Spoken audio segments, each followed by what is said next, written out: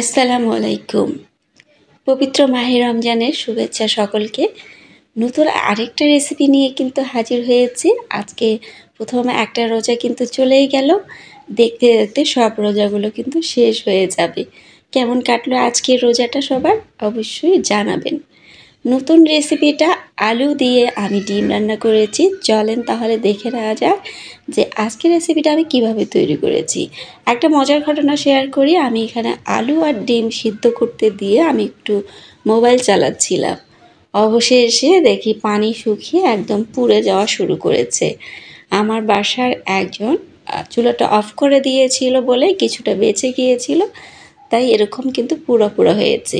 আমি ডিমটা প্রথমে ভেজে নিয়ে নিলাম, আর এখানে একটু কালো জিরা আর জিরা দিয়ে কিছুক্ষণ ভাজার পরে পেঁয়াজ আর রসুন কুচি দিয়ে দিলাম।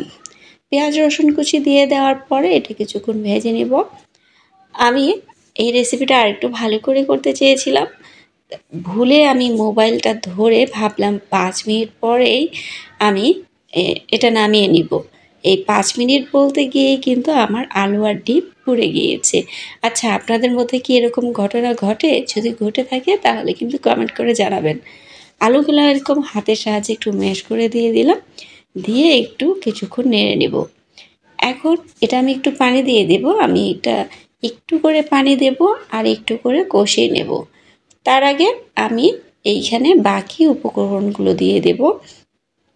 আলুটা একটু ম্যাশ করে নিচ্ছিলাম, নিয়ে আর একটু পানি দিয়ে আমি এখন এর মধ্যে মরিচের গুঁড়ো, হলুদের গুঁড়ো আর লবণ দিয়ে দিলাম।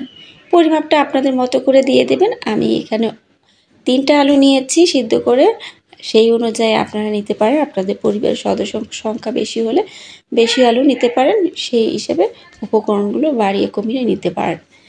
কিছুক্ষণ কষিয়ে নেওয়ার পর আমি কাঁচামরিচটা দিয়ে দিলাম।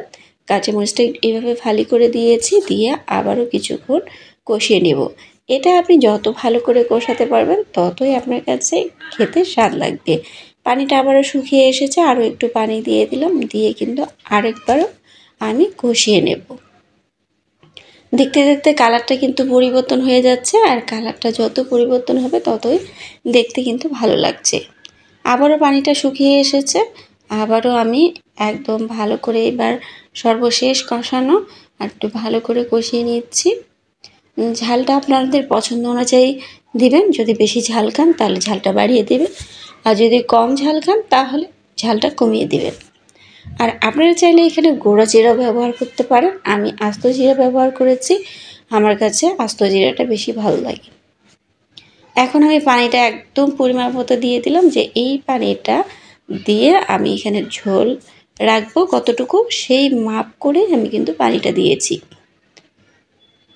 ঠিক এভাবে দিয়ে আমি এটা নেড়ে চেড়ে এটা যখন বলক চলে আসবে তখন এর মধ্যে আমি একটা টমেটো ফালি করে 4 ভাগ করে এরকম দিলাম, চারপাশে একটু ডিজাইন করে দিলাম দেখতে ভালো লাগার জন্য। আর ডিমগুলো আমি 2 ভাগ করে নিয়েছি, 2 ভাগ করে এরকম করে দিয়ে দিলাম।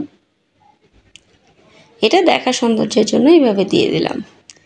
এরপর আমি কিছু ধনেপাতা ব্যবহার করব। ধনেপাতা যারা পছন্দ করেন না তারা এটা স্কিপ করে যেতে পারেন। আমার কাছে ধনেপাতা দিতে বেশি ভালো লাগে। এরকম যখন টকবক হয়ে এসেছে তখন আমি ধনেপাতা দিয়ে দিয়েছি। এখন দেখতে একটু সবুজ, একটু লাল, একটু সাদা দেখতে কিন্তু অনেক বেশি ভালো লাগছে। রান্না করার সময় অনেক সময় তরকারি পুড়ে যায়, অনেক সময় হাত পুড়ে যায়, অনেক সময় তেল ছিটে গায়ে এসে পড়ে যায়। আপনাদের এরকম কোনো ঘটনা ঘটেছে কি না অবশ্যই আমাকে কমেন্ট করে জানাবেন। শুনলে আমার কাছে ভালো লাগবে। নাকি শুধু আমার ক্ষেত্রে এটা ঘটে, আমি শুধু সেটাই চিন্তা করছি। মাহে রমজানে বেশি বেশি পানি খাবেন, নিজের যত্ন নেবেন, পরিবারের যত্ন নেবেন। আশেপাশে প্রতিবেশীদের কারো সমস্যা হলে তাদের ক্ষেত্রে খেয়াল রাখবেন। আজকের এই রেসিপিটা কেমন লেগেছে অবশ্যই কমেন্ট করে জানাবেন। আমার চ্যানেলে নতুন হয়ে থাকলে সাবস্ক্রাইব করে পাশে থাকবেন। ফেসবুক থেকে দেখে থাকলে ফলো দিয়ে পাশে থাকবেন। ভালো থাকবেন সবাই। নতুন আরেকটা রেসিপি নিয়ে কিন্তু হাজির হব। আল্লাহ হাফেজ।